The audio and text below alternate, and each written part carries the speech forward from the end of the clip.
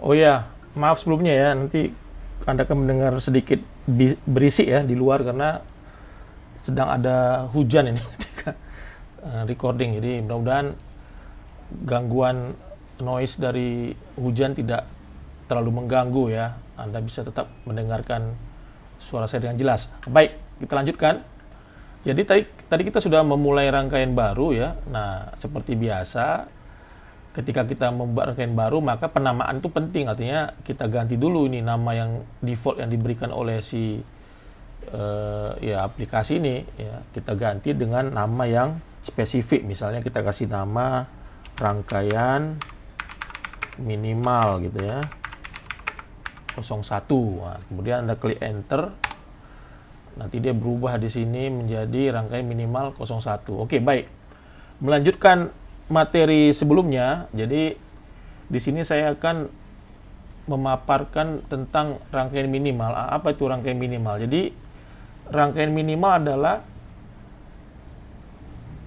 rangkaian minimal ya yang harus kita perhatikan ketika kita membentuk rangkaian. Jadi apa itu ceritanya? Jadi begini maksudnya. Jadi rangkaian minimal itu adalah ya minimal satu, dia harus mempunyai sumber tegangan. Nah, contohnya di sini kita menggunakan sumber tegangan baterai 9 volt. Oh ya, ini tips and trick. Ini kalau baterainya posisi tidur gini, kalau kita mau membuat dia posisi tegak gitu, maka Anda tinggal tekan tombol R ya di keyboard sekali, dua kali, tiga kali, maka dia akan berubah posisi menjadi tegak. Kemudian kalau Anda ingin melakukan zoom in, zoom out, Anda tinggal memutar scroll pada mouse ya. Ini contoh ini kan. Ini saya scroll nih. Bisa dia zoom in membesar, zoom out mengecil. Nah, jadi silakan Anda putar scroll mouse Anda, menyesuaikanlah seberapa zoom in, zoom out yang Anda inginkan. Nah, seperti ini ya, cukup ya. Jadi ini baterai 9 volt.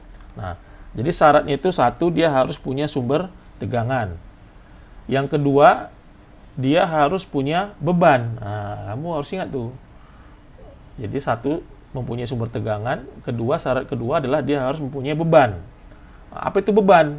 Nah, beban itu ya, beban adalah komponen yang mengkonsumsi listrik atau komponen yang memakai listrik. Contoh di sini apa, Pak? Ya, misalnya kita kasih contoh ya resistor ya, bisa. Nah, resistor itu kan beban itu. Contoh di sini kita kasih resistor ya. Nah, kita kasih misalnya 1 kilo ohm. Ya enggak apa-apa. Resistansinya 1 kilo ohm. Nah, syarat ketiga adalah harus ada penghantar.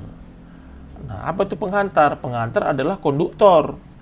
Biasanya di rangkaian itu penghantar itu kita sebut misalnya wire ya atau kabel listrik. Jadi gimana, Pak? Jadi penghantar itu ya menghantarkan arus, penghantar dia dari sumber tegangan ke beban. Nah, dan biasanya dari beban maka arus akan dikembalikan ke sumber. Nah, begitu ya. Nah, seperti ini.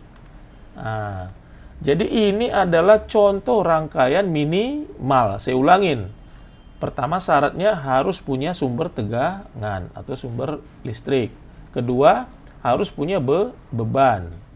Dan yang ketiga, harus punya penghantar. Nah, tolong Anda catat ya. Jadi ada 3 syarat untuk rangkaian minimal. Pertama, harus punya sumber tegangan. Ya, misalnya ini baterai 9 volt. Kemudian kedua, harus punya beban. Beban adalah komponen yang mengkonsumsi listrik. Ketiga, harus ada penghantar. Contoh di sini wire ya atau kabel. Nah, jika ketiga syarat ini terpenuhi, maka kita anggap rangkaian itu sudah bagus lah, perfect lah gitu ya, karena sudah memenuhi ketiga syarat tadi. Nah, ini kan kalau Anda simulasikan ya, ini jalan ini rangkaiannya nih. Ya, ada arus yang mengalir ya, dari positif, arus mengalir ke beban, kemudian kembali ke sumber tegangan melalui kutub negatif. Jadi, ini terjadi arus yang mengalir secara loop. Nanti kita pelajari apa tuh loop. Loop adalah siklus ya. Jadi dari sumber tegangan ke beban, kemudian kembali lagi ke sumber tegangan gitu terus. Jadi di sini terjadi loop. Loop itu kayak siklus lah, siklus yang berulang gitu. Nah, kemudian bisa kita stop ya. Nah, sekarang mungkin Anda bertanya, kenapa Pak mesti 3 itu syaratnya Pak? Oke, baik. Pertama, misalnya ya, kalau rangkaian ini tidak mempunyai sumber tegangan, apa yang terjadi? Kalau tidak ada sumber tegangan, ya nggak bisa lah. Siapa yang memberi energi untuk rangkaian itu gitu kan? Nah, jadi misalnya kamu udah beli handphone mahal-mahal terus kelupaan tuh dimasukkan baterainya itu kan nggak berguna rangkaian, nggak berguna kan handphonenya karena tidak ada sumber tegangan. Jadi tetap tadi harus kita butuh sumber tegangan ya. Sumber tegangan itu kita udah pelajari ada 2 kan. Bisa dia DC atau AC. Ini kan DC ya, sumber arus searah. Kalau AC kita bisa menggunakan listrik PLN misalnya di rumah kita. Nah, sekarang kedua ini misalnya ada sumber tegangan, ada beban, tidak ada penghantar. Nah, apa yang terjadi? Ya useless juga kan? Gimana? Ada sumber tegangan, ada beban, tidak ada penghantar ya, nggak bisa juga dia jalan, betul nggak? Nggak bisa berfungsi itu rangkaiannya. Nah, yang ketiga ini juga jebakan juga. Nah, ada sumber tegangan, kemudian ada penghantar, tapi tidak ada beban. Jadi kalau tidak beban gimana? Kamu sambungkan ke sini aja gitu. Nah, ini contoh rangkaiannya apa? Ada sumber tegangan, ada penghantar, tidak ada beban. Ini gimana kalau kita jalankan ini? Wah, ini berbahaya ya. Ini namanya hubungan pendek atau short circuit. Nah, hubungan pendek itu sangat-sangat dihindari kalau Anda membangun rangkaian listrik. Jika terjadi hubungan pendek, nanti kita pelajari. Karena tidak adanya hambatan di sini, maka arus akan mengalir sangat besar.